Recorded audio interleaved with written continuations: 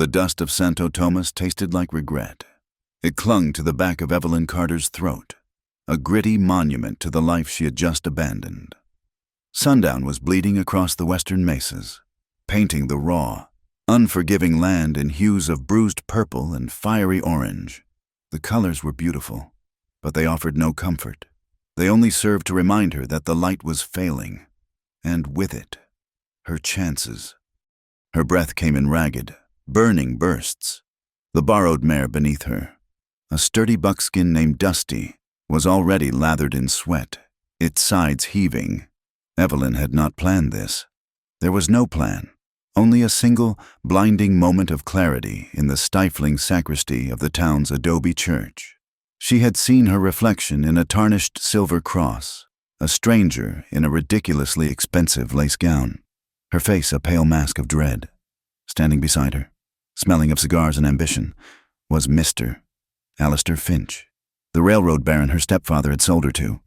He had gripped her elbow, his fingers pinching, and whispered, "Smile, my dear. You are the envy of every woman in this territory." In that instant, the floor of her world had fallen away, and all that was left was the instinct to run. She had bolted from a side door, ignoring the shocked gasps of the townswomen and the furious bellow of her stepfather. She ran, her satin slippers skidding in the dirt street, the fine Brussels lace of her wedding gown snagging on a splintered hitching post. She heard the fabric tear, a sound as final as a gunshot. It was that sound that propelled her toward the stables, where she'd flung a saddle on the first horse she could calm and ridden out of Santo Tomas without a backward glance. Now, hours later, the terror had not subsided. It was a living thing, a cold knot in her belly. Alistair would not let this go. The humiliation was one thing, but Evelyn was a piece of a contract, a seal on a land deal that would make him the most powerful man in New Mexico. He would send men. He would hunt her down. He was not a man who lost. Her leg throbbed, a deep, insistent ache. In her haste, she had taken a fall as she cleared the last of the town's meager outlying fences. A long, shallow gash ran from her knee to her ankle. The white lace of her stocking now soaked crimson. The pain was a sharp counterpoint to the dull fear. She pressed on, urging the tired mare into the broken country, the badlands that even the local Apache tended to avoid. It was a maze of dry arroyos, crumbling hoodoos that looked like skeletal fingers pointing at the sky, and thorny mesquite that clawed at her dress, shredding the delicate fabric into tattered ribbons. The air grew cool as the sun disappeared completely, leaving a sky awash with stars so bright they seemed close enough to touch. It was a cruel beauty. The land was not empty. She knew. She heard the dry, whispering rattle of a snake somewhere to her right and instinctively reined Dusty away, her heart hammering against her ribs. This was a world that did not care for runaway brides in ruined gowns.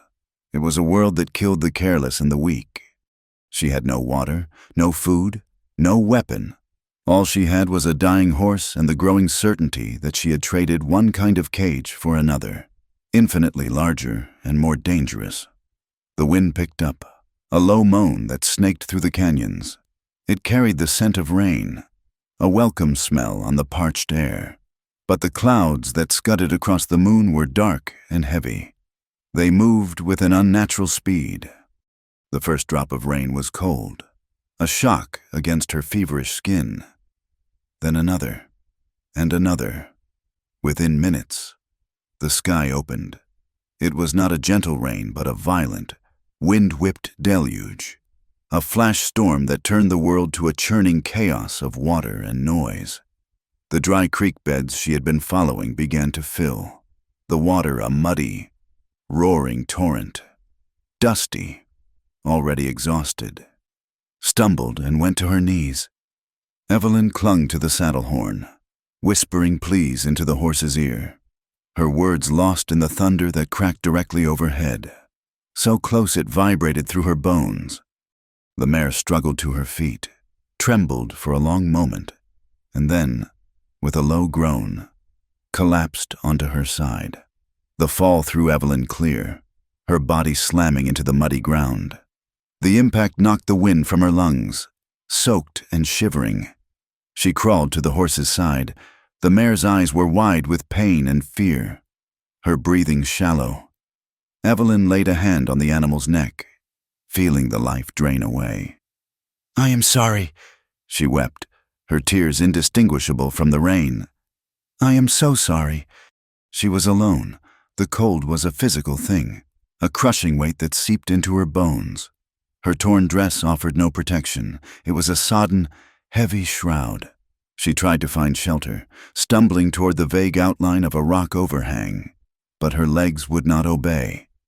The world began to tilt and fade at the edges. The sound of the storm, the howling wind, her own chattering teeth, it all receded, replaced by a deep, humming silence.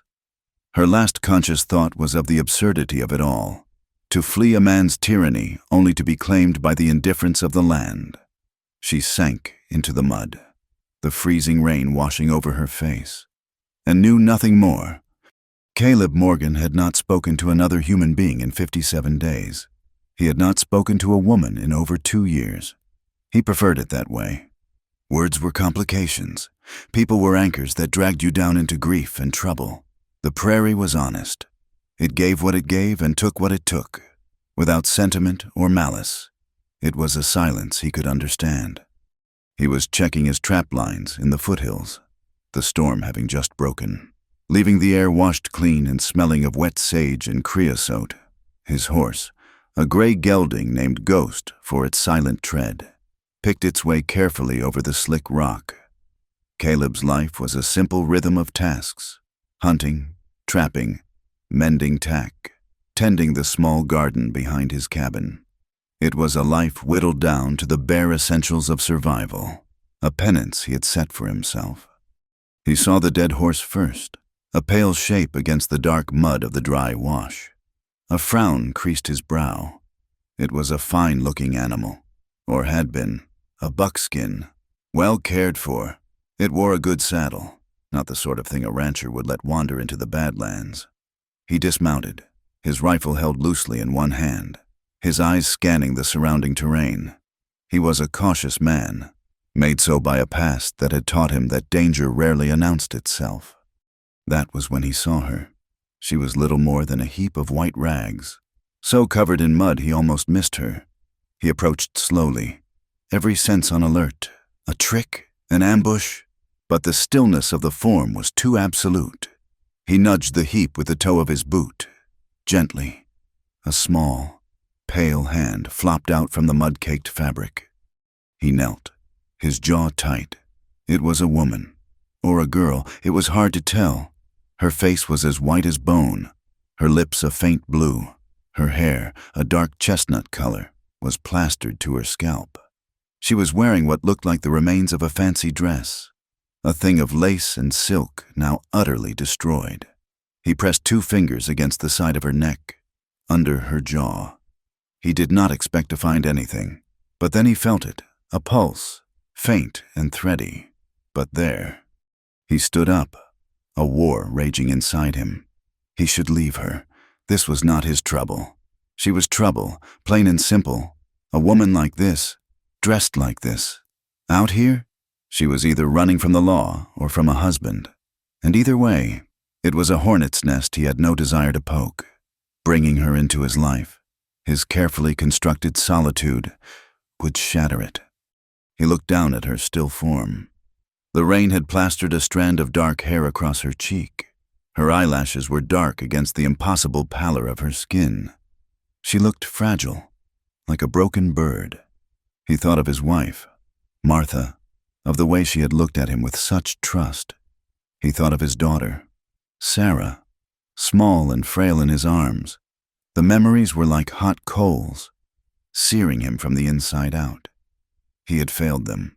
He had not been there to protect them. He swore, a harsh, guttural sound that was loud in the post-storm quiet. He could not leave her. The man who had lived in this cabin for 2 years would have. The man who had buried his family would not. With a sigh that seemed to pull up something from the very bottom of his soul, he bent down, He slid one arm under her shoulders and the other under her knees. She was lighter than he expected, but a dead weight. He lifted her head lolling back against his shoulder, and carried her to his horse. Getting her onto the saddle in front of him was an awkward, clumsy affair. She was unconscious. A pliant weight in his arms, he mounted behind her, holding her against his chest, and turned ghost toward the hidden cabin that was his only home. The 2 years of silence were over. The inside of the cabin was dark, the air thick with the smell of wood smoke, leather, and him. He laid her gently on the single cot that served as his bed, the rope frame groaning under the new weight. He lit a lantern, the yellow light casting flickering shadows on the rough-hewn log walls. In the steady glow, he could see the extent of her illuse. Her dress was a lost cause. The fabric was cold and clinging to her skin, sucking out what little warmth she had left. He hesitated for only a second before taking his hunting knife and carefully slitting the ruined garment from her throat to her waist. He worked with an impersonal efficiency, cutting away the layers of silk and lace and corset until she lay clad only in a thin, soaked chemise and stockings. He pulled a thick wool blanket over her, tucking it in tightly.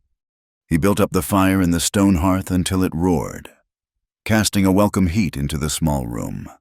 Then he turned his attention to her wounds. The gash on her leg was ugly, crusted with dried blood and mud. He fetched a bucket of clean water from the rain barrel and a tin of salve he made from bear grease and yarrow.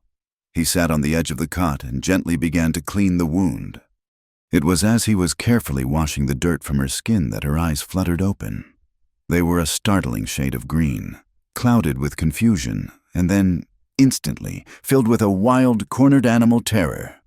Before he could speak, before he could offer a single word of reassurance, she moved. Her hand flew out, her nails raking across his cheek. She launched herself backward on the cot, scrambling away from him until her back hit the cold log wall, pulling the blanket up to her chin like a shield. "Who are you?" she hissed, her voice a raw croak. "Where am I? Do not touch me!"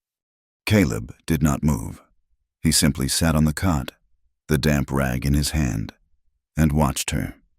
He slowly raised a hand to his cheek, feeling the 4 stinging lines her nails had left. He could see the frantic pulse beating in the hollow of her throat. He understood her fear, waking up in a strange place, with a strange man tending to you. It was cause for alarm. He kept his voice low and steady, the first words he had spoken to another person in months sounding rusty and strange to his own ears. "You are safe," he said. "I found you in the storm. You were near dead from the cold." He gestured with the rag. "Your leg is cut. I was just cleaning it."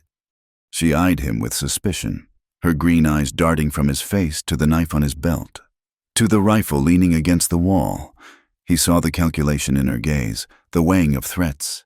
He was a big man, his shoulders broad from swinging an axe, his hands calloused and capable.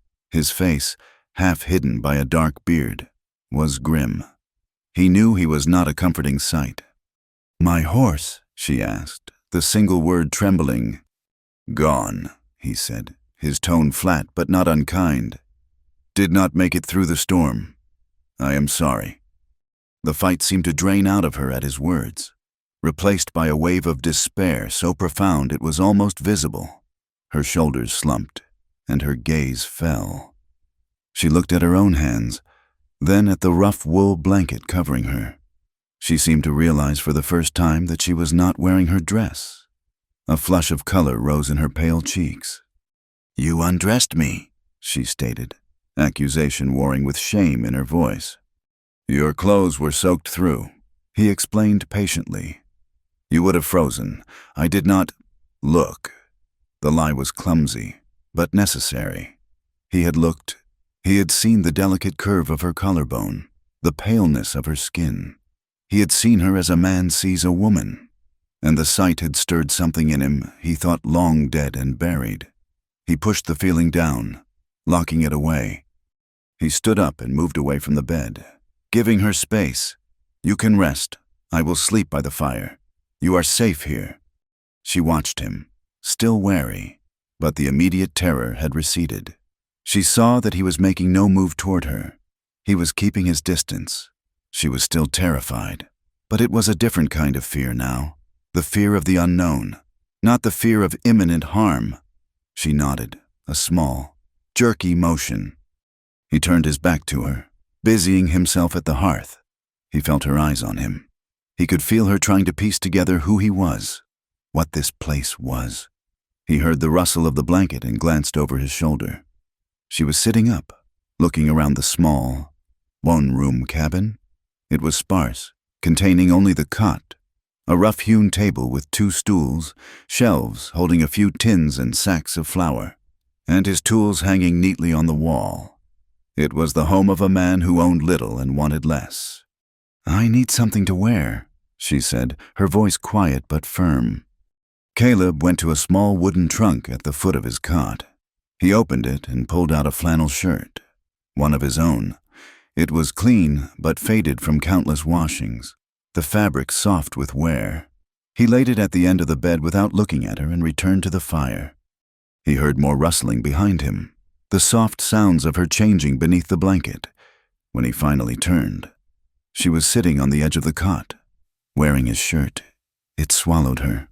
The sleeves hung down well past her hands, and the hem fell to her knees, like a dress. The dark blue flannel made her seem even more pale and delicate than before. She had her arms wrapped around herself, a gesture of self-preservation. He ladled some broth from a pot simmering over the fire into a wooden bowl, and brought it to her. She took it, her fingers brushing his. Her skin was cold. She drank the broth slowly, her eyes never leaving his face. She did not thank him. When she was done, she handed the empty bowl back. "You can have the bed," he said again. She nodded and slipped under the blanket, curling into a tight ball on her side, her back to him. He took another blanket from the chest and spread it on the floorboards near the hearth, the spot he had slept in every night for 2 years. He lay down, using his saddle for a pillow, and stared into the flames. The cabin was silent, save for the crackle of the fire and the sound of the wind sighing in the pines outside. After a long while, he heard a new sound, a small, choked noise from the bed. Then another. She was crying. It was not a loud, theatrical weeping, but a quiet, desperate, and utterly hopeless sound that tore at something deep inside him. He lay perfectly still, his hands clenched into fists, and listened until the soft sobs faded into the even breaths of exhausted sleep. He did not sleep for a long time. He was acutely aware of her presence, of the scent of her, a faint, clean smell of rain and woman that had invaded his sterile, masculine space. It was an unwelcome intrusion, a disruption to the rigid order of his grief. And yet, there was something else, a flicker of something he could not name. The next morning, he was up before the sun, moving silently so as not to wake her. He watched her for a moment in the gray pre-dawn light. She was still curled up, her face half buried in his pillow. One hand lay outside the blanket, resting on the coarse fabric. Despite the grime and the small cuts, her hands were delicate, the fingers long and slender. They were not the hands of a woman used to work. They were the hands of a lady in a great deal of trouble. When she finally stirred, the sun was streaming through the single small window. She sat up, clutching the shirt around her eyes wide and confused for a second before memory returned. She looked over at him where he sat at the table, sharpening his knife. "Good morning," he said, his voice a low rumble. She did not reply, only watched him, her expression guarded. He saw the sadness in her then, not just the fleeting despair of her tears last night, but a deep, settled sorrow that resided in the back of her eyes. It was a look he recognized, for he saw it in his own reflection every time he looked in a mirror. It was the look of loss. He felt a strange, unwelcome kinship with this woman, this stranger in his bed, wearing his shirt. He wanted to ask her what or who had put that look there, but he did not. He did not want to know her story. Knowing her story would make her real, and he did not have room for another real person in his life. The ghosts he lived with took up all the space. Outside, a coyote yelped, its lonely call echoing across the vast, silent plains. The sound hung in the air, a perfect expression of the haunting, isolated world they now shared. Two strangers in a tiny cabin, surrounded by a wilderness that did not care if they lived or died, each nursing a private sorrow in the quiet, intimate dark. A subtle tenderness, fragile as a desert flower, had begun to take root in the barren ground of their solitude. Neither of them knew it yet, but the silence between them was already starting to fill with unspoken things. The days settled into a quiet, spare rhythm, measured not by the hands of a clock but by the sun's slow arc across the immense, indifferent sky. Evelyn's strength returned in small increments. First, it was the ability to sit up without the world tilting, then to walk the length of the cabin without her legs trembling. The gash on her leg, tended with Caleb's surprisingly gentle hands, began to heal, the angry red fading to a puckered pink scar. Caleb moved through his world with a silent economy of motion. He was a man who wasted nothing, not a word, not a gesture, not a scrap of food. He would return from his trap lines at dusk, a brace of rabbits or a grouse slung over his shoulder, and prepare their meal without ceremony. He cooked in a heavy cast-iron pot over the hearth, the smell of sizzling meat and wild onions filling the small space. He would hand her a bowl, and they would eat in their accustomed places. She on the edge of the cot, he at the rough table, the silence between them as thick and familiar as the wool blankets on the bed. He taught her things. One afternoon, he placed his hunting knife on the table between them. It was a formidable tool, the blade worn smooth from years of use, the handle a dark, polished wood. "You need to know how to use it," he said, his voice a low burr. "Not just for skinning, for protecting." He showed her how to hold it, how to shift her weight, where the most vulnerable points on a man were. Evelyn, whose hands had been trained to hold a teacup and a needle, found the cold, heavy steel alien and yet strangely empowering. She practiced on a piece of scrap wood, the motions clumsy at first, then surer. He watched her, his dark eyes missing nothing, offering a quiet correction now and then. "Keep your wrist straight. Use your whole body, not just your arm." He had gone through the small trunk that held his few possessions and produced a pair of canvas trousers, worn soft at the knees, and a pair of scuffed leather boots that were several sizes too big. She had to roll the trousers up and stuff the toes of the boots with rags, but they were infinitely more practical than the ruined remnants of her gown. Still, she clung to his flannel shirt. She wore it day and night, the soft, worn fabric a constant, comforting presence against her skin. It smelled of him, of wood smoke, pine, and something else, something uniquely his. It was her armor and her solace. As her body healed, her mind began to race. Part of her, the part that had been raised in drawing rooms and schooled in Boston, missed the simple comforts she had always taken for granted. A soft bed, a hot bath, the rustle of a silk dress. That part of her was horrified by the calluses forming on her hands, by the dirt permanently lodged beneath her fingernails. But another, newer part of her relished this raw existence. She felt the sun on her face and the wind in her hair in a way she never had before. She learned the satisfaction of splitting kindling, of seeing a neat stack of wood she had chopped herself. Life here was stripped down to its essence: warmth, food, survival. It was hard, and it was real. And in its reality, she felt a flicker of freedom she had never known, not even for a second. In her gilded cage, Caleb never pressed her for her story. He seemed to accept her presence as he accepted the weather, an unpredictable element that had blown into his life, to be dealt with as it came. He called her ma'am, his voice formal, creating a distance she was both grateful for and frustrated by. Their glances, however, told a different story. Sometimes she would look up from the fire to find him watching her, his expression unreadable, a deep and unsettling stillness in his eyes. Other times, their hands would brush as he passed her a bowl, and a current, hot and swift, would pass between them, making her snatch her hand back as if burned. The past was a ghost that haunted the small cabin, a constant, unseen guest. For Caleb, it would ambush him at unguarded moments. One evening, as Evelyn sat by the hearth, mending a tear in the flannel shirt with a needle and thread he had given her, the firelight caught the chestnut glints in her hair.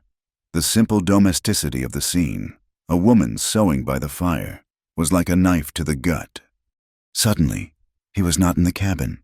He was standing in a field of blackened timber and ash, the acrid smell of smoke filling his lungs, choking him. It had been 4 years, not 2, but time had done nothing to dull the memory.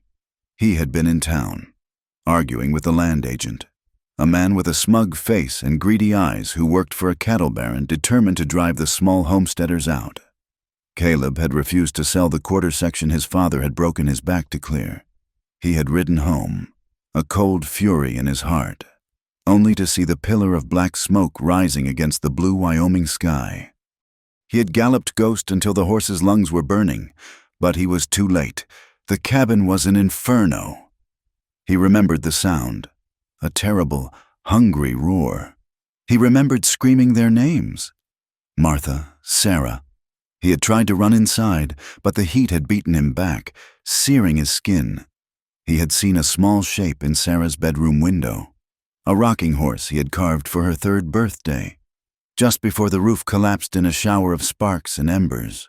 The thugs the Baron had hired had done their work well. They had locked the doors from the outside. He had found what was left of them the next day, huddled together. He had buried them himself, under the big cottonwood tree by the creek. After that, something in him had broken. The world had gone gray and silent. He blamed himself. He should have been there. He should have protected them. He had sold the land for pennies, packed a few belongings, and ridden south, seeking a place so empty it could swallow his grief. He had not willingly touched another human soul, from that day until the day he had lifted the half-frozen girl from the mud. The memory left him breathless, his hands clenching into fists at his sides. He pushed it back down, into the dark place where he kept his pain, and the mask of stoic indifference settled over his features once more. A few days later, as a storm rumbled in the distance, Evelyn finally broke the silence that held her own past captive. They were cleaning their plates after the evening meal, the air in the cabin close and charged with the coming rain. "My name is Evelyn," she said, her voice quiet but clear. "Evelyn Carter." Caleb paused, a damp cloth in his hand. He looked at her, waiting. "The man I was supposed to marry, his name is Alistair Finch." She said the name as if it were a curse. "He is a partner in the Atchison, Topeka and Santa Fe Railway. He is a very wealthy, very powerful man." She looked down at her hands, twisting a loose thread on the cuff of his shirt. "My stepfather arranged the marriage. He has business dealings with Mr. Finch. I was part of the transaction." She finally looked up, her green eyes searching his. "Mr. Finch was not a kind man. The words he used, the way he looked at me, it was as if I were a horse he was buying, a piece of property. My mother died when I was young, and my stepfather, he saw me as a commodity, a way to secure his own fortune." Her voice trembled, but she did not cry. "I could not do it. I could not chain myself to a man I did not love, a man I feared. So I ran." Caleb listened without speaking, his expression unchanging. But when she finished, he gave a slow, deliberate nod. It was not pity or judgment. It was acknowledgement. He had heard her. He understood. In that small gesture, Evelyn felt a greater sense of validation than she had ever received from her own family. She had given him her story, and he had simply accepted it, as solid and unyielding as the mountains that surrounded them. The next afternoon was hot and still, the air thick with humidity. Evelyn felt grimy, her skin sticky with sweat and dust. The creek that ran in a shallow bed behind the cabin, shaded by a stand of gnarled cottonwoods, called to her. She took a piece of lye soap and a thin towel and, after a moment's hesitation, walked out the back of the cabin. Caleb was splitting wood, the rhythmic thud of the axe a steady heartbeat in the quiet air. He saw her go but said nothing, assuming she was seeking the shade of the trees. The water was shockingly cold, but it was a clean, welcome shock. Evelyn waded in up to her knees, gasping as the chill washed over her. She found a secluded spot, hidden by a thicket of willows, and slipped the flannel shirt off her shoulders. For the first time in days, she felt the sun directly on her skin. She washed herself quickly, scrubbing away the layers of grime, feeling a piece of her old self return with every splash of cold water. Caleb finished his work and headed toward the creek to wash the sweat and sawdust from his own face and arms. He moved quietly, his worn boots making little sound on the soft earth. He was 20 yards from the bank when he saw a flash of white through a gap in the trees. He stopped dead. It was her. She was standing in the creek, the water swirling around her waist. Her back was to him, her head tilted as she wrung the water from her long, dark hair. He could see the graceful curve of her spine, the startling pale perfection of her bare shoulders. The sight was a punch to the gut. So unexpected and so intensely beautiful, it stole the air from his lungs. Desire, fierce and immediate, surged through him. It was an old, forgotten feeling, a ghost of the man he used to be, and it terrified him. His body reacted before his mind could, a primal response to the sight of her. He clenched his jaw so hard a muscle jumped, his hands curled into fists. It was wrong. She was vulnerable, under his protection. She was a frightened girl running for her life. He was a man drowning in his past. He turned, his movement stiff and angry, and walked away, back to the cabin. He did not look back. He was tormented by the image burned into his mind, and by the shame of his own body's betrayal.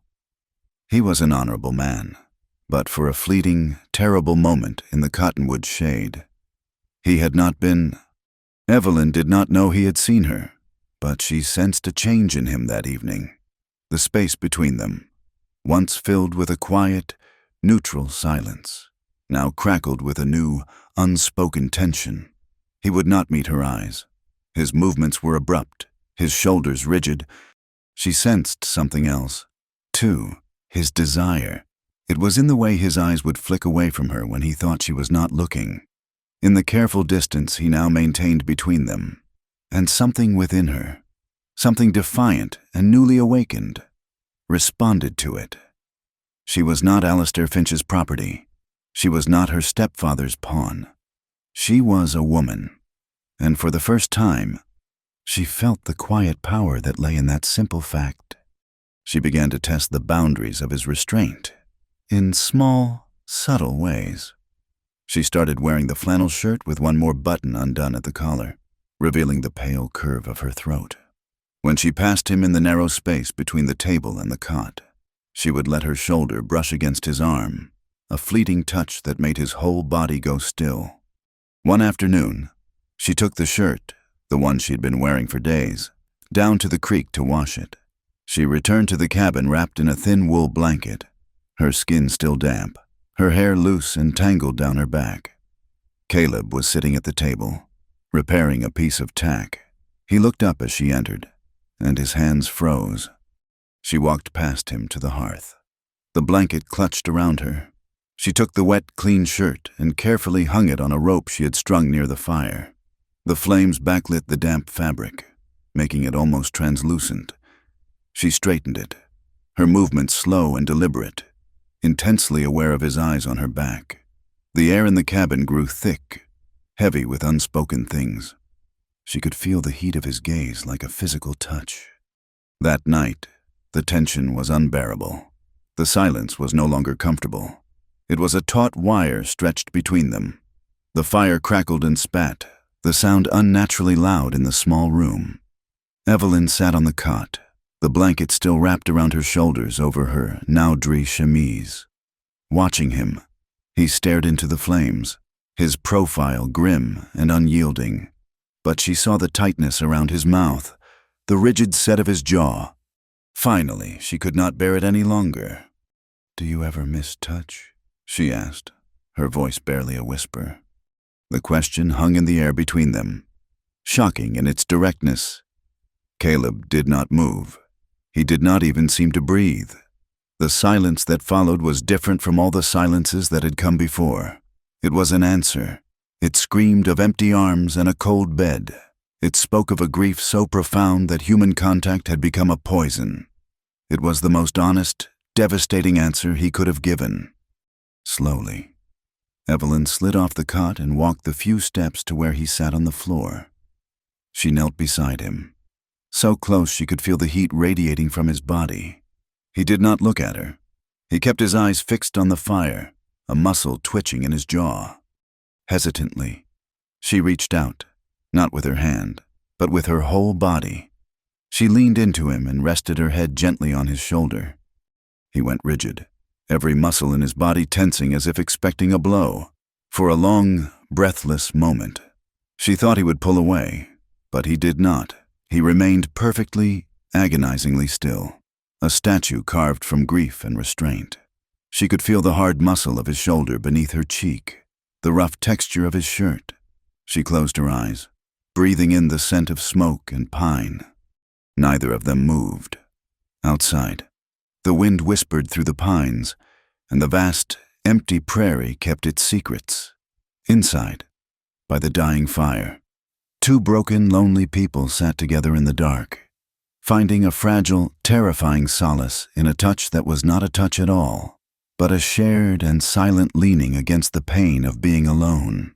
The fire crackled, casting long shadows that danced on the rough log walls. The moment stretched, thin and fragile as a spider's thread. Evelyn's head on his shoulder was a weight he had not felt in years, a simple, human pressure that threatened to undo the careful fortifications he had built around his heart. He could feel the warmth of her cheek through the rough fabric of his shirt, smell the clean scent of lye soap and rain in her hair. Every instinct, every lonely, hollowed-out part of him, screamed to turn, to close the small distance between them. His grief, a jealous guardian, warned him to stay still, to not let this fragile warmth penetrate the cold he had come to know as peace. But the warmth was already inside. It spread through his veins like whiskey, a slow, dangerous heat.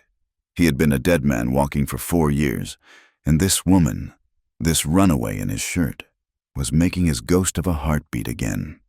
The war inside him, the battle between the man who had lost everything and the man who was still, impossibly, alive, reached its breaking point. Slowly, as if moving through deep water, he turned his head. Her eyes were closed, her dark lashes stark against her skin. He saw the faint blue veins at her temple, the soft vulnerability of her mouth. He lifted a hand, his calloused fingers trembling slightly, and gently brushed a stray strand of hair from her face. Her eyes fluttered open, green and deep and full of a quiet, waiting question. He did not have an answer, not in words. He leaned in, hesitating for a second that lasted an eternity, giving her every chance to pull away. She did not move. He pressed his lips to hers.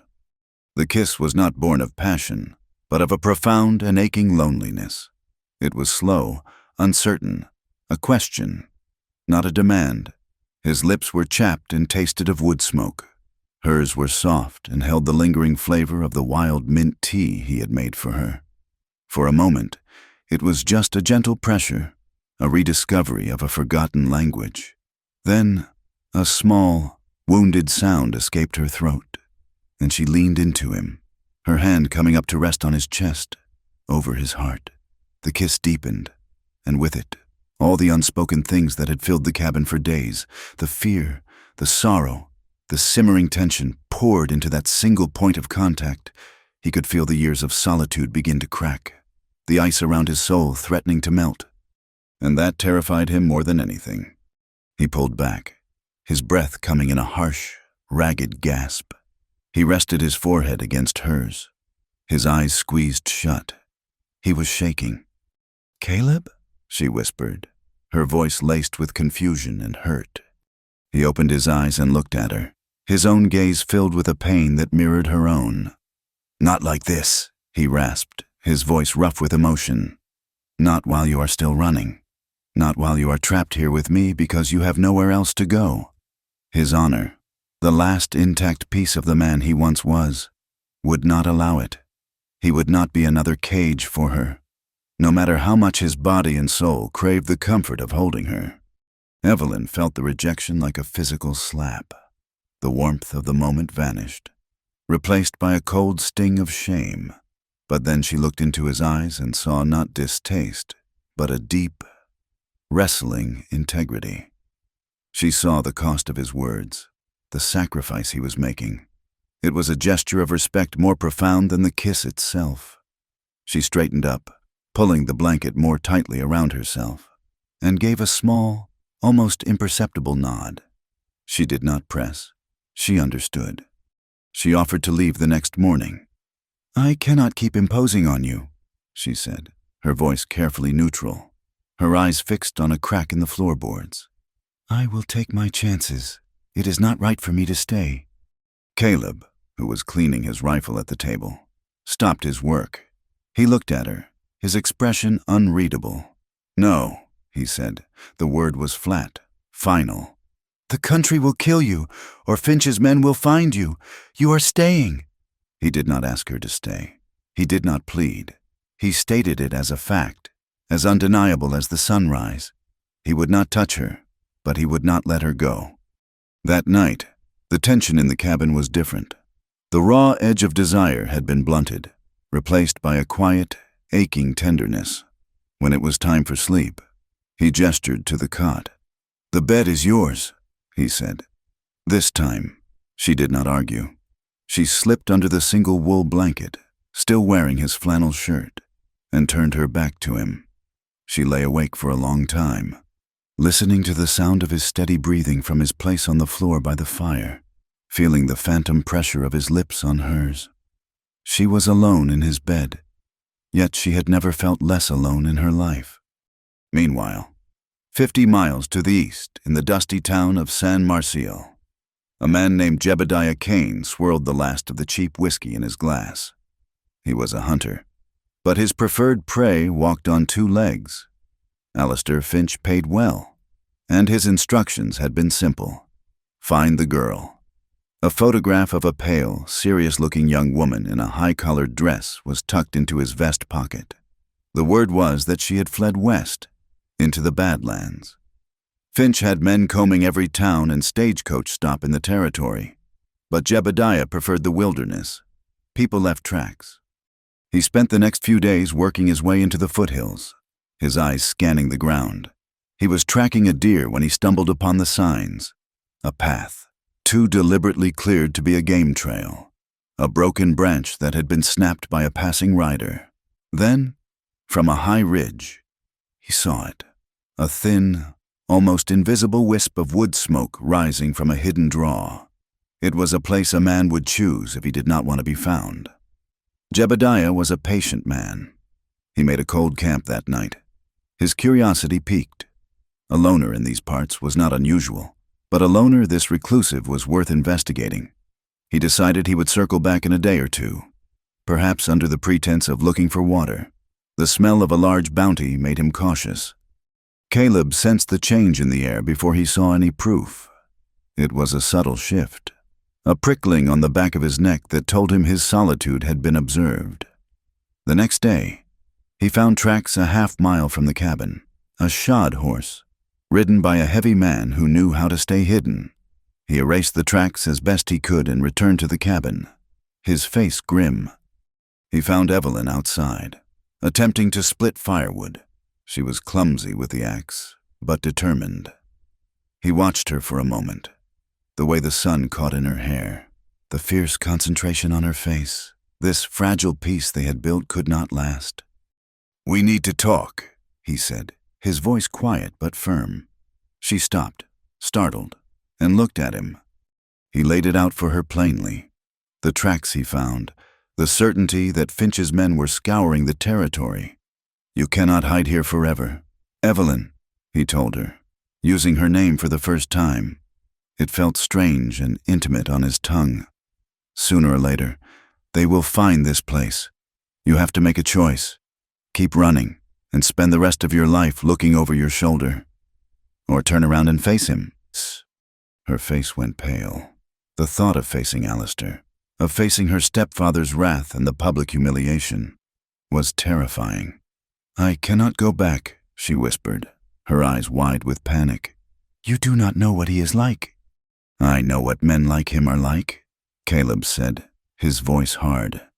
"They feed on fear. The more you run, the harder they hunt."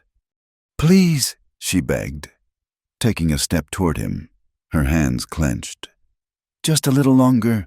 I am not strong enough yet. Please, Caleb." The desperate plea in her voice, the use of his own name, broke through his resolve. He looked at her, truly looked at her, and saw not just a runaway bride, but a terrified young woman who had been fighting her whole life and was simply out of strength. He gave a single, sharp nod. "A little longer," he agreed, but they both knew it was only a temporary reprieve. The next day, he decided they needed to get out of the cabin. It was beginning to feel like a cage for both of them.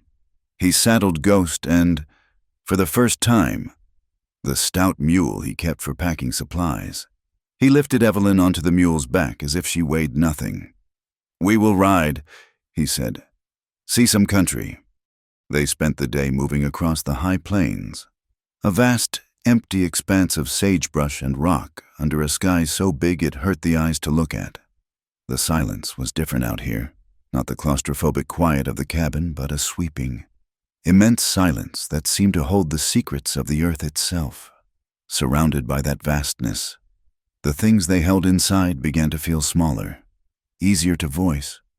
Evelyn spoke first, her voice soft against the whisper of the wind. She told him about her childhood in a large, empty house in Philadelphia after her father had died.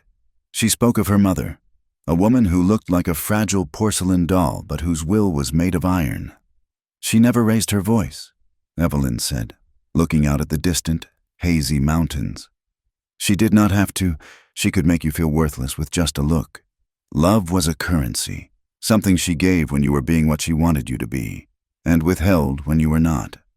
I spent my whole life trying to be good enough, to earn it." Caleb listened, his eyes on the horizon. When she fell silent, he spoke, his own voice a low rumble. He did not talk about the fire. He talked about something older, a deeper wound. "I had a brother," he said. "Samuel. He was younger by 6 years, all skin and bones and questions." A rare, faint smile touched Caleb's lips. "He followed me everywhere. When I was 12, we were fishing down at the creek. A summer storm came up, fast, like they do in that country. The water started rising. I told him to stay put on the high bank while I got the lines. I turned my back for a minute. No more. The current took him." He stopped, swallowing hard. "I found him a mile downstream. I was supposed to be watching him." They rode on in silence, the weight of their shared confessions settling between them. They were two sides of the same coin, one shaped by a cold and loveless home, the other by a love lost to violence and cruel fate. That night, the air in the cabin was charged with a new kind of intimacy, one born not of desire, but of understanding. They had seen the raw, wounded parts of each other's souls. After their sparse meal, Evelyn stood up from the cot and walked to him where he stood by the fire, staring into the flames.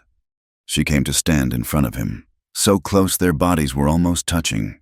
She looked up into his face, into the deep sadness in his eyes. This time, she was the one to move. She rose on her toes and pressed her lips to his. It was not a tentative kiss. It was a kiss of certainty, of choice. He responded instantly, a low groan rumbling in his chest. His hands came up to grip her waist, pulling her flush against him. He was trembling. The careful control he had maintained for so long shattered into 1,000 pieces. He lifted her effortlessly, and she wrapped her legs around his waist, her arms around his neck. He carried her the 2 steps to the cot and laid her down, following her, his weight pressing her into the thin mattress. He broke the kiss to look down at her, his eyes dark with a mixture of desire and fear. "Evelyn," he breathed, his voice a ragged plea. She reached up and touched his rough, bearded cheek. "I want to feel something real," she whispered, her voice thick with unshed tears. "Just for tonight. I want to feel something other than afraid." Her words were the final key, the absolute permission. This was not about lust. It was about chasing away the ghosts. It was about 2 lonely people finding an anchor in a storm. He lowered his head and kissed her again. And this time there was no restraint. It was an unhurried exploration, a silent language of solace.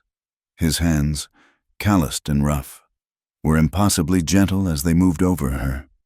As he slowly unbuttoned the flannel shirt she wore, every touch was a discovery, every kiss a mending of some broken place inside them. For him, it was a reawakening from a long, cold sleep. For her, it was the first time she had ever felt truly seen, truly wanted, not for her name or her fortune, but for the woman she was. Their coming together was slow and tender, a quiet, desperate act of emotional release that was as much about healing as it was about pleasure. Afterward, they lay tangled together under the single blanket, their breathing slowly returning to normal. She was nestled in the crook of his arm, her head on his chest, her skin still damp against his. She still wore his shirt, unbuttoned and clinging to her.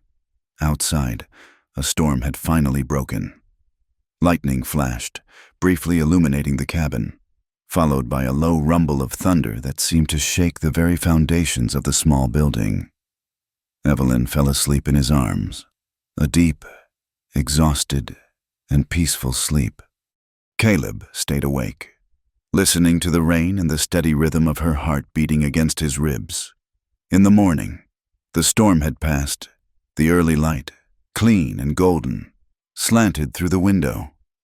He watched her sleep, her face soft and unguarded, the lines of fear erased. He knew, with a certainty that settled deep in his bones, that his life of solitude was over. He had let her in, and now he would protect her at all costs. The fragile peace of the new morning was a thing of gossamer and light. Caleb woke first, as he always did, to the pale gray light that precedes the dawn. Evelyn was still asleep in his arms, her breath a soft, warm whisper against his chest.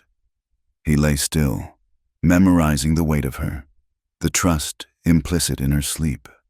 For the first time in 4 years, the cabin did not feel like a tomb or a hideout. It felt like a home.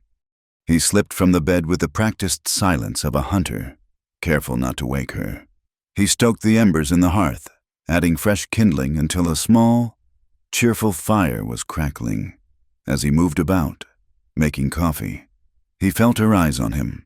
He turned, and she was sitting up in the cot, his flannel shirt rumpled around her, her hair a wild tangle. A slow, shy smile touched her lips, and Caleb felt something in his chest lurch.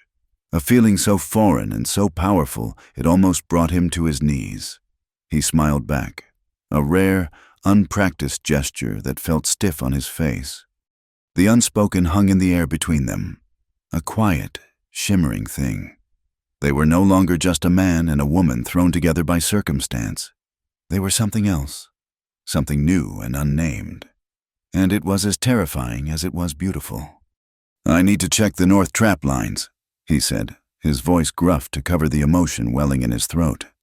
"And Hunt, the rabbits are getting scarce this close to the cabin." What he did not say was that he now had another mouth to feed, a reason to bring back more than just enough to sustain himself.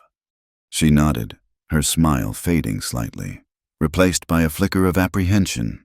"Be safe," she said softly.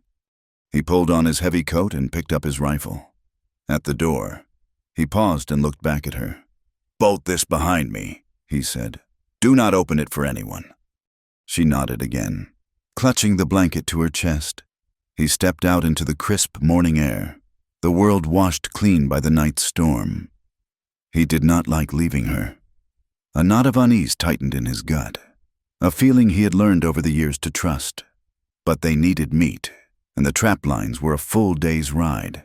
He swung onto Ghost's back and set off, forcing the feeling of dread down. Evelyn spent the morning in a state of quiet contentment.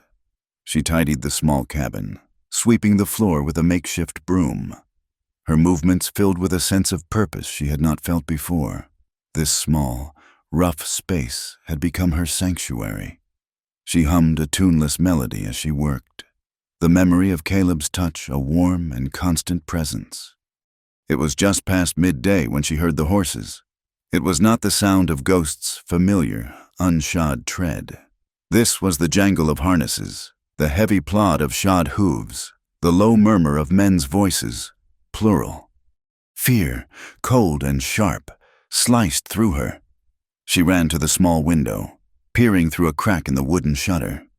2 men were dismounting in the clearing. One was a tall, lean man with a weathered face and cold, assessing eyes. The other was younger, stockier, with a nervous energy that made him seem dangerous. Both wore pistols strapped low on their hips. Her heart hammered against her ribs. She backed away from the window, her mind racing. The door! Caleb had told her to bolt the door. She slid the heavy wooden bolt into place, her hands trembling so violently she could barely grasp the wood. Hide! She had to hide! Her eyes darted around the cabin. There was nowhere to go. The space was too small, too open. Then she saw the ring pull on the floorboards near the hearth. A root cellar. She tugged at the heavy trap door, her muscles straining. It came open with a groan of protest. The space below was dark and smelled of damp earth. Without a second's hesitation, she lowered herself into the hole, pulling the door down over her head. She crouched in the absolute darkness, listening, her own breathing unnaturally loud in her ears. A heavy boot thudded against the cabin door. "Hello, the house!" the lean man called out, his voice deceptively friendly. Silence. Another, harder bang. "We know you are in there. Missy, we tracked you all the way from San Marcial. Mr. Finch sends his regards." The name was like a physical blow. Evelyn pressed a hand to her mouth to stifle a cry. They had found her. The fragile peace was shattered. She heard the splintering of wood as they forced the door. Heavy boots stomped on the floorboards above her head. They were in the cabin. "She is not here," the younger man said, his voice laced with frustration. "She is here," the lean man replied, his voice calm and cold. "She did not just vanish into the air. Look around. He travels light. This is a one-man outfit." She heard them moving about, the sound of things being overturned, the scrape of a stool being kicked aside. She held her breath, praying they would not find the trap door. "Jebediah, look here," the younger man said. "The fire is still warm. And look at this." She heard a rustle of fabric. "This is his bed, but it smells of perfume. She was here. All right." "Check the floor," Jebediah commanded. A boot scraped directly over her head. Evelyn squeezed her eyes shut, her body rigid with terror. She could hear the man above her, his breathing, the creak of his leather gun belt. Then, the ring pull rattled. The trapdoor was wrenched open, flooding the small space with blinding light. The younger man grinned down at her, a cruel, triumphant look on his face. "Well, look what we have here, a little mouse in a hole." He reached down and grabbed her arm, his fingers biting into her flesh, and hauled her unceremoniously out of the cellar. She stumbled into the light, blinking. The cabin was a wreck. The table was overturned. Sacks of flour and beans had been slid open, their contents dusting the floor like a fine snow. Jebediah stood by the hearth, a branding iron with a single, stylized letterif, glowing red hot in the flames. "Mr. Finch was very clear," Jebediah said, his voice devoid of any emotion. "He wanted you brought back, and he wanted us to leave a message for the man who was keeping you." He walked to the broken door and pressed the glowing iron into the wood. The hiss of scorching timber and the acrid smell of smoke filled the cabin. When he pulled it away, a single, blackened letter was burned into the door. F for Finch, a brand, a mark of ownership. The younger man, Silas, twisted Evelyn's arm behind her back, forcing a cry of pain from her lips. "Let us go," he said, shoving her toward the doorway. "The sooner we get her to the station, the sooner we get paid." Caleb returned just after sundown, a large buck tied across the back of his mule. The feeling of dread that had plagued him all day had grown into a cold certainty. He saw the broken door from 100 yards away, and his heart turned to ice. He spurred Ghost into a gallop, dismounting before the horse had even come to a full stop. The silence was the first thing that struck him. The cabin was utterly, deathly still. He pushed the ruined door open and stepped inside. His home, his sanctuary, had been violated. But it was not the trashed interior that stopped his breath. It was the fire. The hearth was a heap of cold, gray ash. In the 2 years he had lived there, he had never let the fire go out. Then he saw the brand on the door. Finch. A rage, cold and clean and absolute, ignited in his veins. It was a fury he had not felt since the day he had stood in the smoking ruins of his past. This was the same violation, the same arrogant destruction. They had taken her. He wasted no time. He was a man of action, not despair. He turned and strode from the cabin, leaving the dead buck where it was. He saddled Ghost, grabbing a second rifle from its scabbard and an extra box of cartridges. He was a tracker, and the men who had taken her were clumsy. They had left a clear trail heading east, toward the railroad line. He swung into the saddle, his face a mask of stone, and set off into the twilight. He would not stop until he had her back or was dead. There were no other possibilities. Evelyn was held captive in a small, stuffy office at the train station in Socorro. She had been forced out of Caleb's trousers and boots and into a fashionable, restrictive dress of dark green taffeta that one of Finch's agents had procured. A stern-faced woman had pulled her into a corset so tight she could barely breathe, her ribs screaming in protest. They were trying to erase the last few weeks, to turn her back into the doll-like creature she had been before. Alistair Finch sat across from her, impeccably dressed in a tailored suit, a diamond stick pin gleaming in his cravat. He was smiling, a thin, proprietary smile that did not reach his cold blue eyes. "My dear Evelyn," he said, his voice smooth as oiled silk. "I must admit, your little adventure caused quite a stir, but I am a forgiving man. We will put this unfortunate episode behind us. The wedding will proceed as planned. Just as soon as we return to Santa Fe." "I will not marry you," Evelyn said, her voice low and shaking, but firm. Finch's smile tightened. "You are overwrought. You have been through a terrible ordeal. This rustic, who took you, he filled your head with nonsense. He will be dealt with, I assure you. He will trouble you no more." He leaned forward, his voice dropping to a conspiratorial whisper. "Think of your stepfather, Evelyn. Think of the scandal. This is not just about us. It is about family, about honor." He was trying to weave a new cage around her, one made of guilt and duty. But she was not the same woman who had fled the church in Santo Tomas. She had felt the sun on her skin. She had known real fear and real tenderness. She had Caleb. "He did not take me," she said, her chin rising. "I ran, and he saved me." Finch's face darkened for a fraction of a second before the smooth mask returned. "A romantic notion, but the law will see it as kidnapping. A man like that, a squatter, a nobody. His life is worth very little. But yours, my dear, is priceless." The threat was clear, veiled in the language of concern. Caleb's life was in his hands. The station master blew a whistle outside. The train to Santa Fe was preparing to depart. Finch's men, Jebediah and Silas, entered the office. "Time to go, sir," Jebediah said. Silas grabbed Evelyn's arm. She winced, but did not struggle. It was pointless.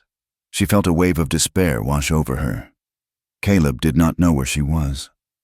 She was alone.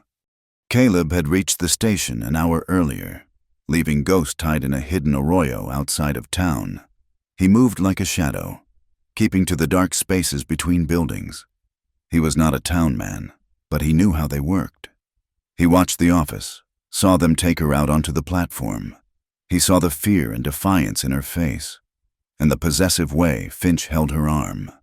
His rage simmered, a controlled burn.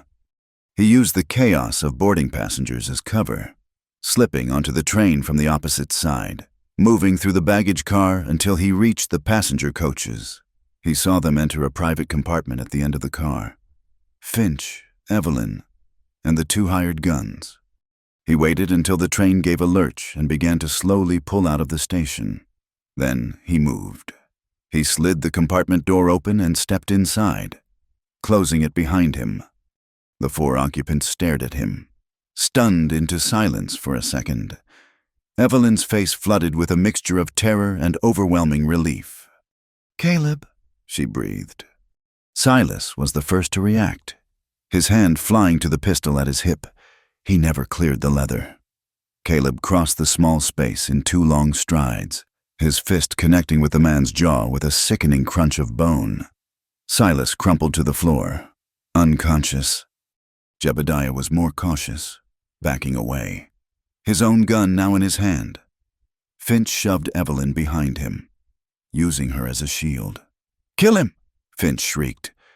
Caleb ignored him. His eyes were locked on Jebediah. The two men circled each other in the swaying, confined space. Jebediah fired, the explosion deafening in the small compartment. The bullet went wide, shattering a window, before he could fire again. Caleb lunged, not for the gun, but for the man. They crashed against the wall. A brutal, desperate struggle. Caleb drove his knee into the man's gut, and, as Jebediah gasped for air, Caleb wrenched the gun from his hand and brought the heavy barrel down hard on the side of his head. Jebediah slid to the floor and did not move. Finch stared, his face a mask of disbelief and fury. Caleb turned his cold, flat gaze on him. He took a step forward, and for the first time in his life, Alistair Finch looked truly afraid. Caleb reached out, grabbed the front of Finch's expensive suit, and threw him against the wall. He raised the pistol, his knuckles white. The cold fire of his rage was burning, demanding release, demanding vengeance for the fire, for Martha, for Sarah, for Evelyn. He was going to kill him. "Caleb, no!" Evelyn's voice cut through the red haze. She grabbed his arm, her small hands surprisingly strong. Not for him, not for me." He looked down at her terrified, pleading face. He looked at the sniveling man on the floor, and the rage subsided, leaving behind a cold, shaking emptiness. He lowered the gun. He grabbed Evelyn's hand. "Let us go." He pulled the emergency brake cord, and the train began to screech and shudder to a halt. He kicked open the door to the compartment and half-dragged, half-carried her through the car and out onto the platform between the coaches. "You saved me again," she whispered, her voice choked with tears as they jumped from the slowly moving train, landing in a heap on the gravel embankment. They ran, melting into the darkness of the high desert scrub, as shouts erupted from the train behind them. They did not stop running until their lungs burned and the sounds of pursuit had faded.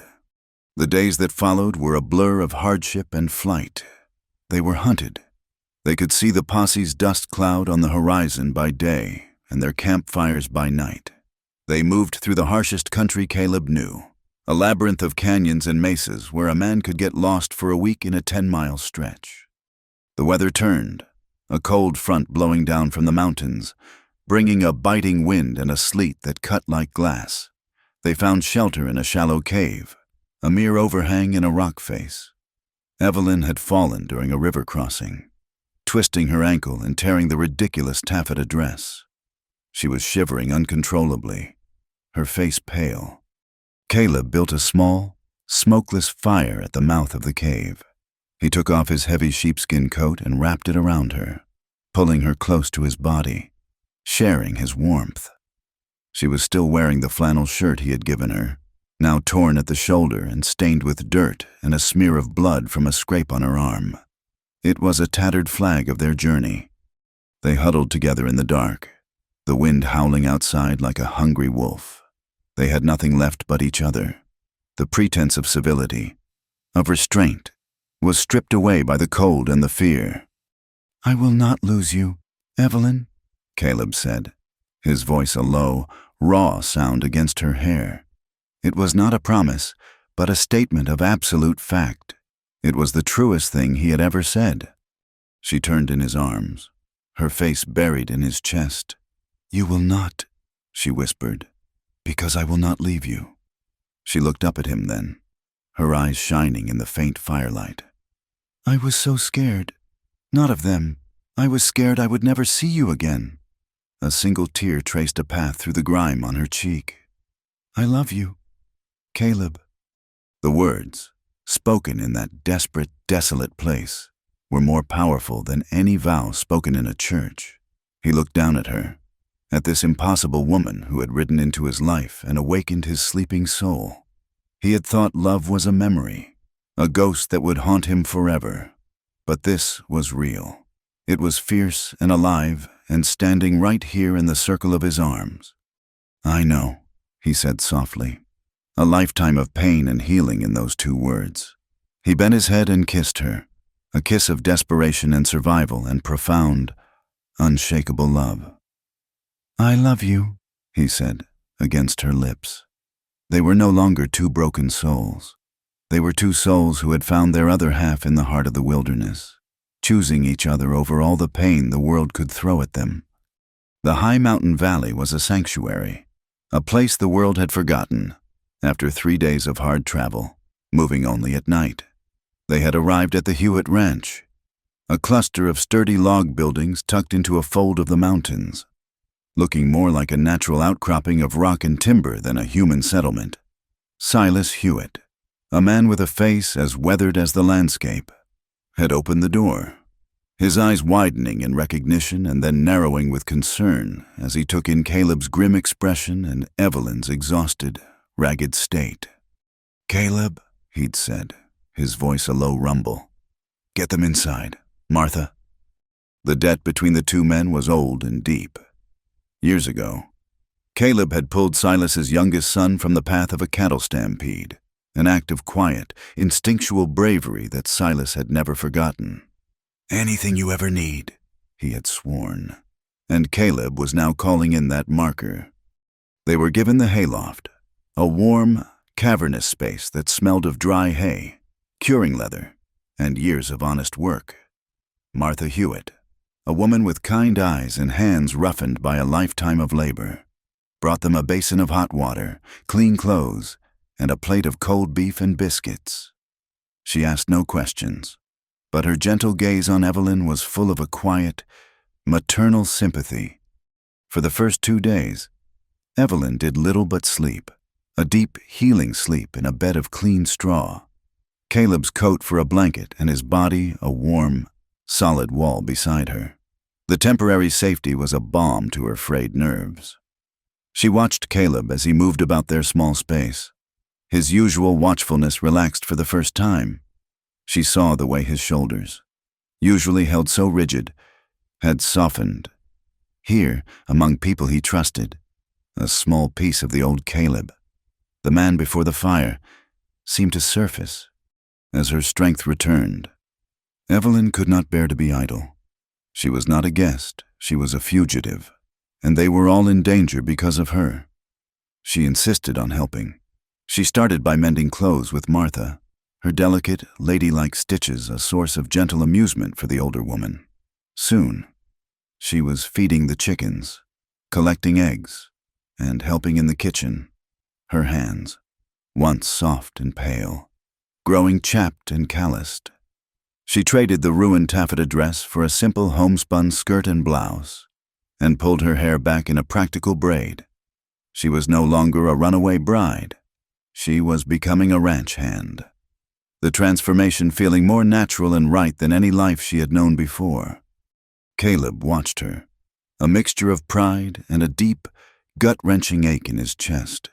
Seeing her here, safe and smiling as she talked with Martha, was everything he wanted for her. It was also a bitter reminder of the life he could never give her, the normality she deserved. After a week, they had to go into the nearby town of Redemption for supplies.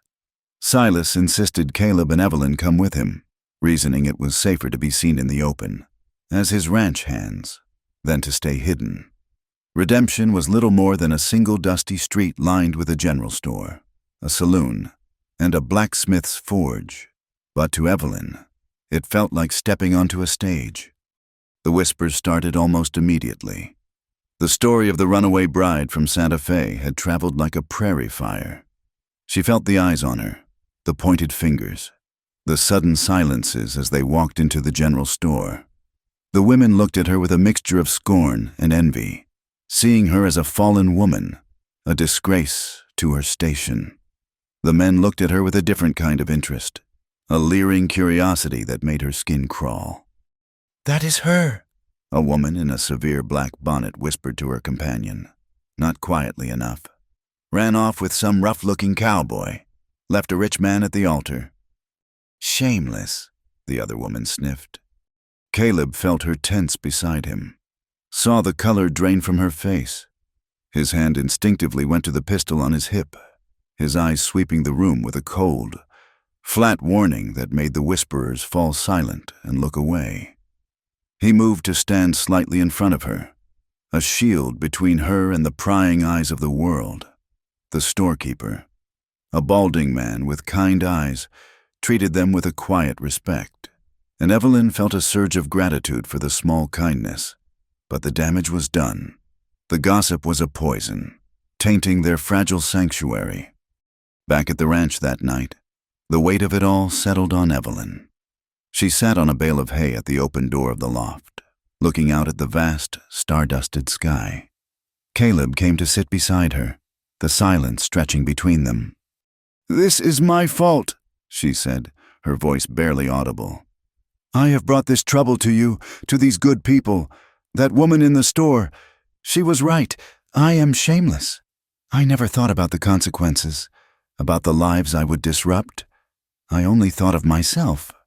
Caleb was silent for a long moment, watching the stars.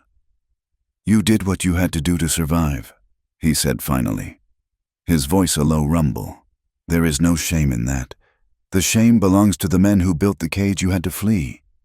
He turned to look at her, his eyes dark and serious in the moonlight.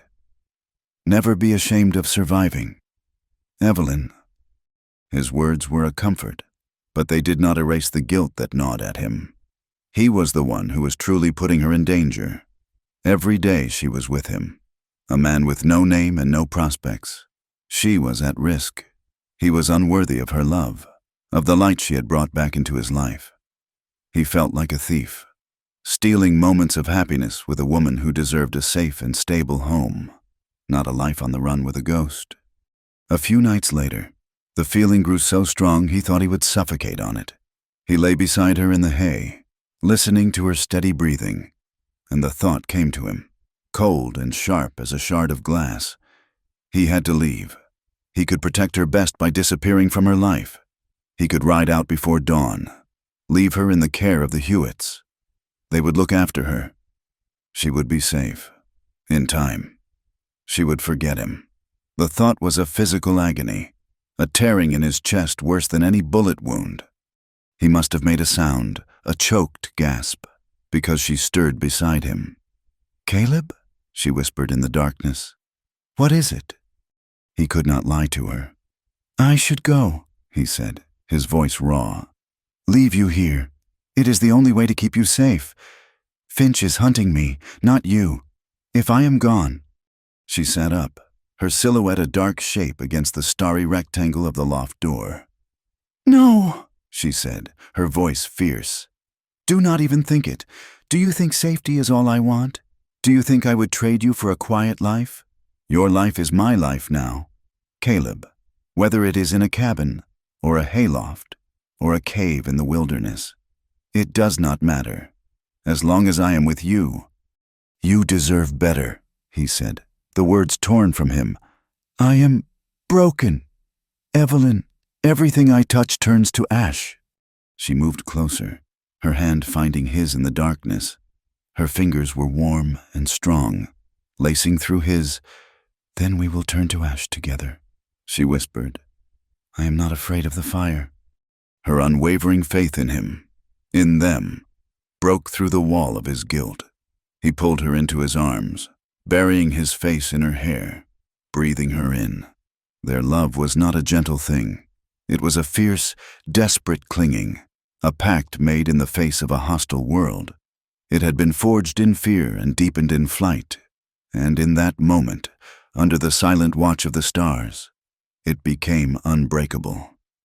They lay back down, not to sleep, but to talk, their voices low whispers in the vast quiet of the night. They spoke of dreams, of futures that seemed impossible, but felt real in the telling. He spoke of a piece of land he had seen once, in the high country of Colorado, with a creek full of trout and a meadow that filled with wildflowers in the spring. She spoke of a small house, with a porch to watch the sunset, and a garden where she could grow vegetables. Simple, humble dreams that were a world away from the life of power and wealth she had fled. He reached out and touched the collar of the flannel shirt she still slept in. The fabric was thin now, the tear on the shoulder crudely mended by her own hand. It was a tangible piece of their history. He traced the line of the collar with his thumb, his touch gentle. I never thought I would feel anything again, he confessed, his voice thick. After I lost my family, I was just waiting to die. Then I found you, half frozen in the rain. And you saved me, she whispered. No, he said, his voice dropping so low she could barely hear it. You saved me. The reprieve, however, could not last. A few days later, Silas returned from another trip to redemption, his face grim.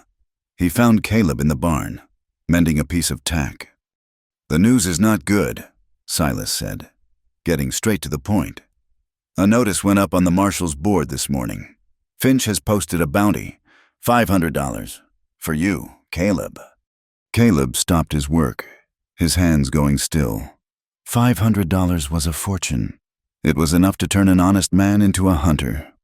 That is not the worst of it, Silas continued, his voice heavy. Finch has friends in high places. He has convinced the territorial marshal to issue a warrant for kidnapping. Caleb felt the blood drain from his face. He was no longer just a man protecting a woman. In the eyes of the law, he was a criminal. He was now the villain in Evelyn's story. You cannot stay here, Silas said. It is not safe. The bounty will bring men out of the woodwork. They will be checking every ranch, every homestead. You have to leave, tonight. Caleb knew he was right. They had overstayed their welcome, brought danger to the doorstep of this good family. He found Evelyn by the creek, skipping stones across the water's surface, a small, carefree smile on her face. The sight of it twisted his heart. He told her the news, and he watched as the smile vanished, replaced by a familiar, hunted look. We will go north, he said, his voice low and urgent, already planning their escape. Into the Ute territory. The law will not follow us there. We can disappear. Evelyn was silent, her gaze fixed on the far mountains. He saw the struggle on her face, the warring emotions. He saw the fear, but underneath it, something else was hardening, a resolve as strong and unyielding as the rock beneath their feet. No, she said, her voice quiet but firm. She turned to face him, and her green eyes were clear and direct. There was no trace of the frightened girl he had found in the storm. This was a woman, forged in fire and flight. I am tired of running. Caleb, she said, I have been running my whole life, from my mother's expectations, from my stepfather's ambition, from Alistair. I will not run any more. Evelyn, you do not understand, he said, grabbing her arms. This is not just Finch's men anymore. This is the law. They will hang me. They will not hang you if I tell them the truth, she countered, her voice rising with passion. I will go back to redemption. I will go to the marshal, to the judge, to anyone who will listen. And I will testify. I will tell them I ran of my own free will. I will tell them you saved my life. He stared at her, horrified. They will not believe you. They will say you are confused, that I coerced you. Finch will ruin you. He will drag your name through the mud until there is nothing left. I will not let you sacrifice yourself for me. She pulled her arms from his grasp, her chin high, her resolve unshakable.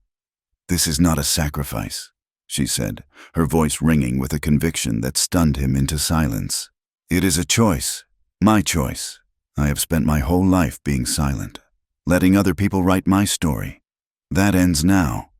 She took a step closer, her eyes blazing into his. I would rather be ruined than silent. The air in the Redemption Town Hall was thick enough to breathe, a heavy mixture of dust, sweat, and simmering judgment. Nearly every soul from the town and the surrounding ranches had crammed onto the rough wooden benches, their faces a gallery of avid curiosity.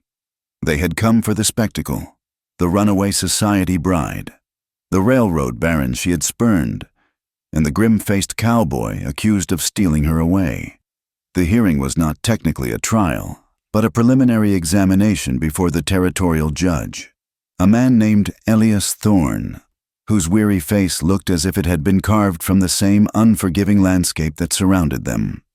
Evelyn sat on a hard-backed chair at the front, Silas and Martha Hewitt seated directly behind her for support. She wore a simple gray dress Martha had loaned her, a stark contrast to the finery she knew Alistair Finch would be wearing. She felt 100 pairs of eyes on her, dissecting her, judging her. Her hands were clenched in her lap, her knuckles white. Beside her sat Caleb. He was not in chains, but a young, nervous deputy stood close by. Caleb's stillness was absolute, a rock in the churning sea of whispers and stares. He had not looked at the crowd once, his gaze fixed on some point on the far wall, but Evelyn could feel the coiled tension in him, the readiness to act that was as much a part of him as the beat of his own heart. Alistair Finch sat at a table opposite them, flanked by a slick, well-dressed lawyer from Santa Fe. Finch looked magnificent, his suit perfectly tailored, his silver hair impeccably combed. He projected an aura of wealth, power, and aggrieved dignity. He met Evelyn's gaze once, his eyes cold with a fury that promised retribution. He was not a man to be publicly humiliated. Judge Thorne banged a wooden gavel, the sound cracking through the murmuring crowd. "This hearing is called to order," he announced, his voice a gravelly baritone. "We are here to examine the charges of kidnapping brought against Mr. Caleb Morgan by Mr. Alistair Finch concerning the disappearance of his betrothed, Miss Evelyn Carter." Finch's lawyer, a man named Pierce, rose smoothly to his feet. He painted a masterful picture, his voice dripping with sympathy and outrage. He spoke of a delicate, gently bred young woman, distraught and confused on the eve of her wedding, who had wandered into the wilderness. He described how this drifter, this Morgan, had found her in her weakened state and, seeing an opportunity, had taken her, holding her captive in his remote hovel. He used words like coercion, undue influence, and savage opportunism. "Miss Carter, as you can see," Pierce said, gesturing toward Evelyn with a theatrical flourish, "is a victim of this man's base desires," her mind clouded by the ordeal. "We are here not only to see justice done, but to rescue this poor young woman from the clutches of her captor." A murmur of agreement rippled through some sections of the crowd. It was a believable story. It fit the narrative they understood. The wealthy, civilized man, and the lawless, primitive frontiersman. "Does the accused have anything to say?" Judge Thorne asked, looking at Caleb. Caleb's jaw was a hard line. He simply shook his head. "I do not," he said, his voice low and flat. "Then we will hear from the alleged victim," the judge said, his tired eyes settling on Evelyn. "Miss Carter, will you please approach?" Her legs felt like lead as she stood and walked the few steps to the wooden chair beside the judge's bench. Her heart was a frantic drum against her ribs.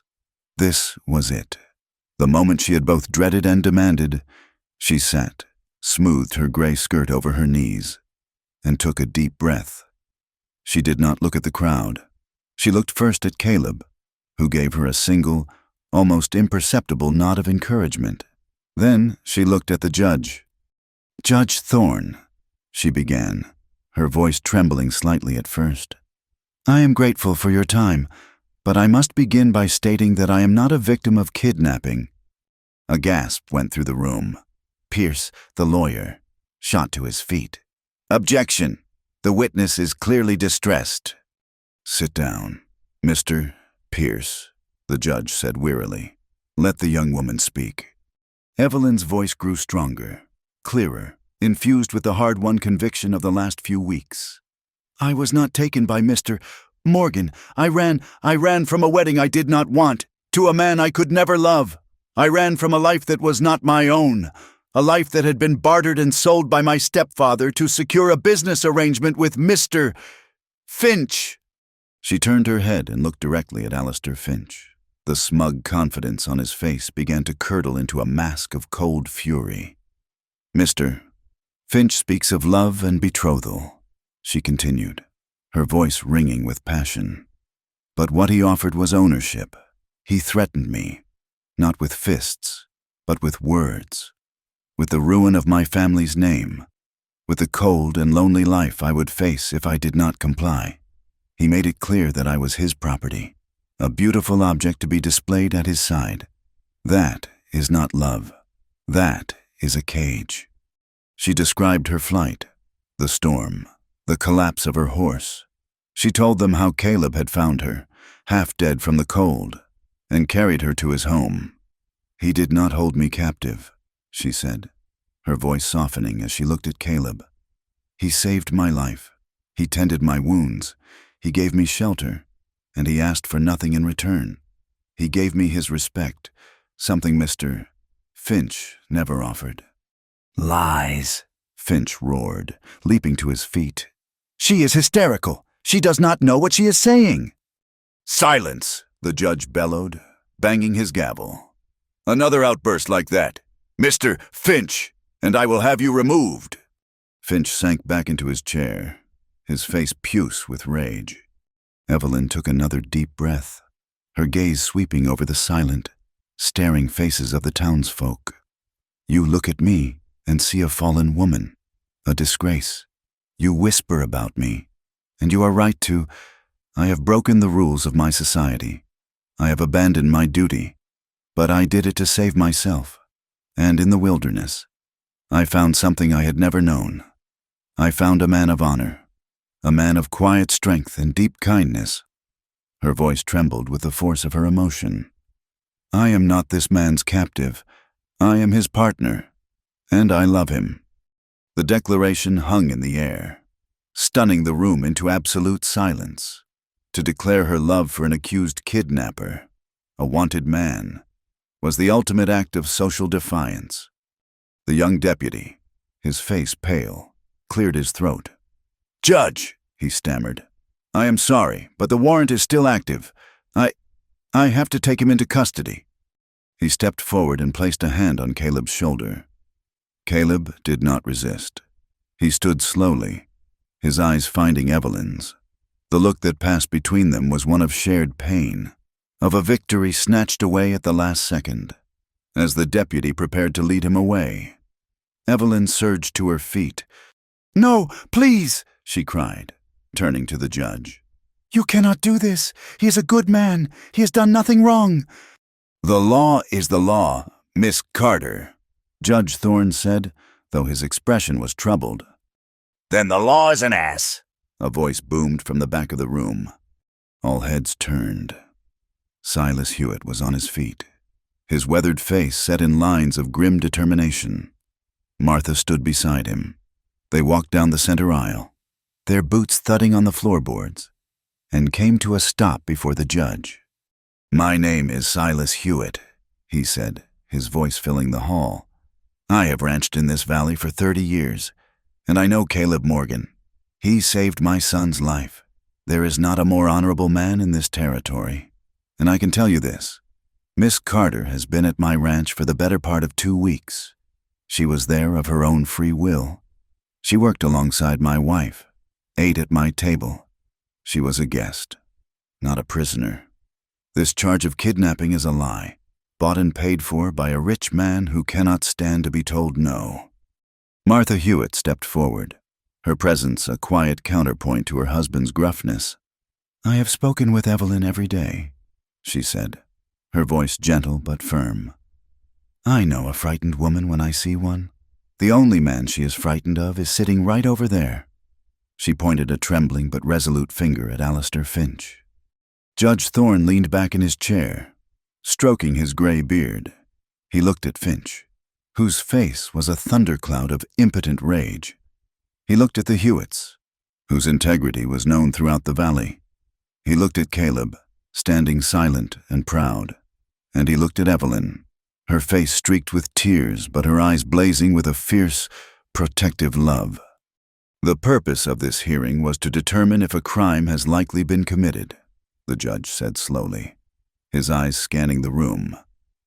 "Based on the sworn testimony of the supposed victim, Miss Evelyn Carter, and the corroboration of Mr. and Mrs. Hewitt, I find no credible evidence to support the charge of kidnapping." He banged his gavel one final, decisive time. "The charges against Mr. Morgan are dismissed. He is a free man." A wave of relief so powerful it almost buckled Evelyn's knees washed over her. She ran to Caleb as the deputy sheepishly removed his hand and threw her arms around him. He held her tight, his hand stroking her hair. The crowd erupted into a buzz of excited chatter, the tension of the hearing broken. But it was not over, as Caleb and Evelyn turned to leave, surrounded by the Hewitts. Alistair Finch shoved his way through the crowd. His face was a mask of pure hatred, his elegant composure utterly shattered. "You will not have her!" he screamed, his voice a raw, ugly sound. He lunged, not at Caleb, but at Evelyn, his hands reaching for her like claws. Caleb moved with the speed of a striking snake. He shoved Evelyn behind him and met Finch's charge, his open palm connecting with Finch's chest, sending the bigger man stumbling backward. One of Finch's hired men, a hulking brute who had been standing by the door, drew his pistol. The world dissolved into chaos. Women screamed. People dove for cover. Caleb drew his own gun, his movements a fluid, economical blur. The hired man's gun roared, the shot going wide, splintering the doorframe. Caleb's reply was instantaneous. A single shot, and the man grunted, clutching his shoulder as he crumpled to the ground. Finch, in a fit of rage, had pulled a small, decorative derringer from his coat pocket. He fired wildly. A searing pain, white-hot and sharp, tore through Caleb's side. He staggered, but his own gun was already level. He fired once more. Finch cried out, dropping the derringer as he clutched a shattered wrist. The sudden silence was as deafening as the gunshots. Smoke, thick and acrid, hung in the air. Finch was on the ground, whimpering and cradling his broken hand. Caleb stood for a moment, swaying, his face pale. He looked down at his side. A dark, wet stain was spreading rapidly across his shirt. Then his legs gave out, and he sank to his knees. "Caleb!" Evelyn's scream tore through the silence. She was at his side in an instant, dropping to her knees in the dusty street outside the hall. She helped ease him to the ground, cradling his head in her lap. "Someone get a doctor!" she shrieked at the stunned faces surrounding them. She pressed her hands against the wound, the hot, sticky blood soaking her fingers, her dress, the very ground beneath them. He was pale, his breathing shallow, but his eyes were open, fixed on her face. He reached up a trembling hand and touched her cheek. The weeks that followed were a quiet, desperate battle. The doctor, a gruff, capable man, had removed the bullet and stitched him up, but the danger was from the fever that followed. For 3 days and nights, Caleb burned, lost in a delirium of memory and pain. He called out for Martha, for Sarah. Evelyn never left his side. She sat in a chair by the bed in the Hewitts' spare room, bathing his face with cool water, forcing broth and willow bark tea between his cracked lips, and whispering to him, telling him stories, telling him to come back to her. She held his hand, a lifeline in the fevered storm, and refused to let go. On the 4th morning, the fever broke. He woke to find her asleep in the chair, her head resting on the edge of his bed, her hand still clutching his. Her face was pale and smudged with exhaustion, but to him, she had never looked more beautiful. He was weak, his side a constant, throbbing agony, but he was alive, and she was here. They stayed at the ranch, living a quiet, borrowed life while he recovered. The world seemed to fade away. The whispers and the scandal of redemption, the fury of Alistair Finch. It all belonged to another lifetime. Their world was the small bedroom, then the porch, then short, slow walks down to the creek.